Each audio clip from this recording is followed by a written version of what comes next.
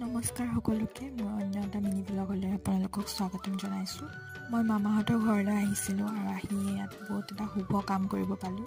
মানে বকুল মাছগাঁও অঞ্চলত শ্ৰী শ্ৰী অন্নদাদেৱৰ ৩৯৮ সংখ্যক তিৰুভাৱ তিথি উপলক্ষে গায়ন বায়ন শোভাযাত্ৰা আৰম্ভ কৰিব লৈছিল আৰু তাতে মোক আৰু মোৰ ভণ্টিক বেনাৰ ধৰিবলৈ বুলি দিলে চবতকৈ আগত। আৰু মোৰ এইটো লাইফৰ ফাৰ্ষ্ট এক্সপিৰিয়েঞ্চ, বহুত ভাল লাগিল।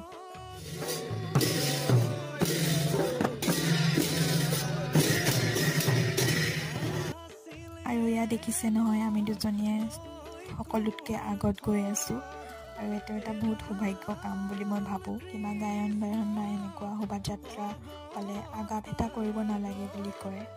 আৰু এতিয়া আমি এয়া নামঘৰলৈ বুলি গৈ আছোঁ আৰু এয়া দেখিছে নহয়, এনেকৈ মানুহৰ যদি ঘৰে আগেদি পাৰ হৈ যায় তো সকলোৱে সেৱা লয় গোঁসাইৰ আৰু নামঘৰত গৈ মই ইমান ভিডিঅ' কৰা নহ'ল। আৰু আজিলৈ ইমানেই, বাই।